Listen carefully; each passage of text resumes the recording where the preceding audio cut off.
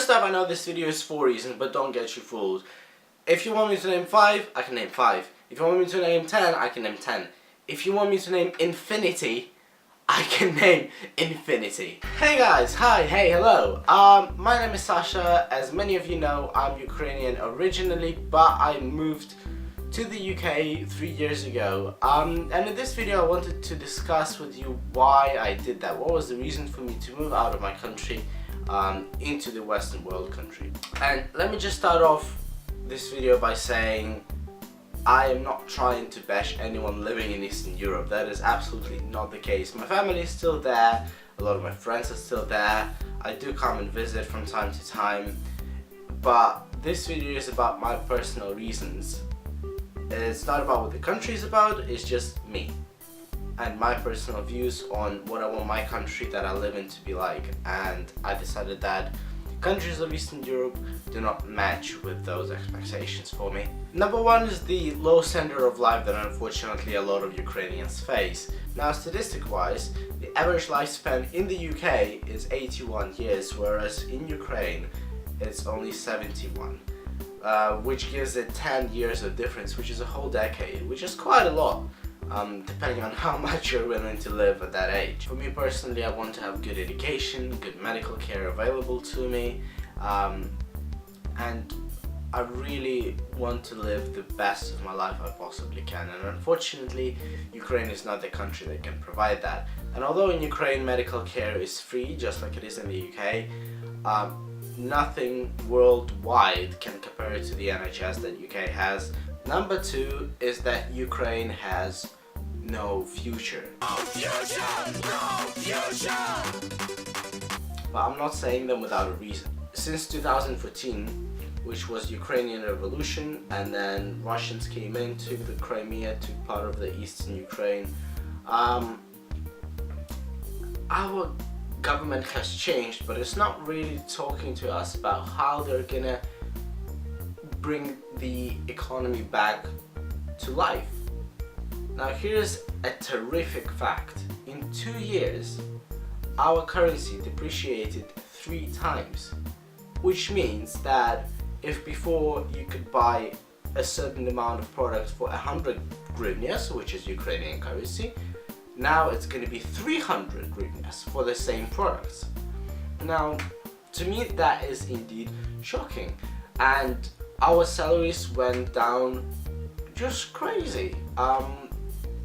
There is no way anyone can live on the salaries we're given at the moment, which is around 100 to 150 pounds, or approximately 150, 170 US dollars. You're really cutting your spending on things like meat and fish that tend to be more expensive than things like rice and pasta.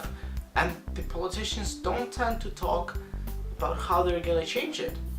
Unfortunately, what we see happening is our president bashing Russia, bashing Putin, that they are at fault for what happened.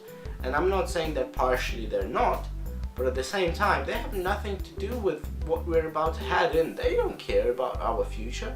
They don't care about whether we're gonna have good health care, whether we're gonna have appropriate salaries, or whether our children are gonna be able to go to school and get good medical care for themselves. That is why I think it is incredibly important to have a plan for what we're gonna do in this really emergency situation. However, I don't see our government doing anything about it, and to me as a citizen it's really scary, and this really isn't the country I want to live in.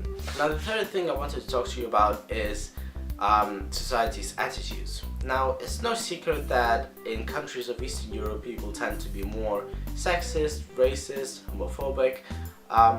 However, for me as a gay man, I really see a problem, because gays really get it bad there. Luckily it is not illegal as it is in Russia to be gay and to have gay propaganda, which means talking to anyone about gay people or LGBTQ+ community in general. Luckily we don't have that in Ukraine. However, the society's attitudes are such that as a gay man it is gonna be very difficult for you to live a normal life in that country. There is a lot of gossip going around about who you sleep with or who you are. A lot of people immediately go into that thought of gays having anal sex, and that is all they can focus on. Whereas for me personally, in my opinion, I think that has nothing to do with those. Most people don't even engage in anal sex. And even if they do, why should that be something that defines our value as humans and as members of the society? When did you first have homosexuality intercourse? I've never had it. In your life? Never. You've Most never? gays don't. You're obsessed with it. That's what I keep telling you. All you can think of is anal sex. I've made a great video about being gay in Eastern Europe. I think it was actually my first video on this YouTube channel. So yeah, go check it out. I'm gonna give a link somewhere there, probably. Yeah, go have a look. It's actually really interesting, and so far it's the most popular video on my channel, who would think. And lastly, I wanted to talk to you about this controversy. A lot of people kept telling me when I was about to move out, oh, you shouldn't be really moving out, you should start a movement and you should help the country to change for the better and, you know, have it be the way you want it to be. But here's the thing, you know, for a 16-year-old, these sort of questions are very difficult to answer. Whether he should move out or whether he should stay and help the country.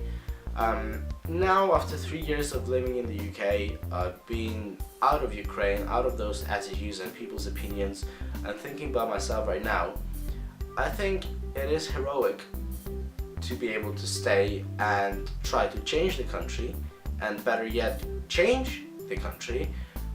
But unfortunately, a lot of people just cannot do that. At the time I had depression, I was going through a lot of things, and that was another reason why I decided to move out of Eastern Europe, because the whole place was just making me so sad and depressed. When you have depression and when you can't even take care of yourself, there is no way you're going to be able to take care of other people. The other problem was that the government clearly didn't want anything to do with improving Ukrainian lives. They weren't curious, they weren't discussing at all how they're gonna make Ukraine better. When the government is striving for something and they're looking for people to improve the country, it's one thing, and I'm pretty sure a lot of young people would be inspired by it.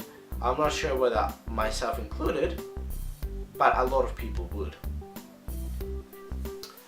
Now, when the government isn't doing anything, in fact it continues to be just as corrupt, and they only care about themselves and their families and maybe their close friends and relatives, that is not the sort of attitude where you want to sacrifice a chunk of your life, a good chunk of your life, to improve something. Sometimes it is just easier to move to another country. And believe me, being an immigrant in the UK is not easy, just like it is not easy in the US, even though those are one of the most tolerant countries out there. It is still not the easiest thing to do. It is very challenging, and there are a lot of things that will bring you down again and again. However, I think it is worth a shot for you to be able to have a better life in the future. Those were my reasons why I decided to move out of Eastern Europe. Low standard of your life, the fact that there is no future, society's attitudes, and the fact that the government doesn't do anything at all to change that situation, or at least they don't make it public and make sure people know how to help. My camera is so dying, so I'm gonna wrap this up. Thank you very much guys for watching the video. If you liked it, make sure you give it a big thumbs up. Don't forget to subscribe, it really helps me out a lot. And I will see you in the next video. Bye!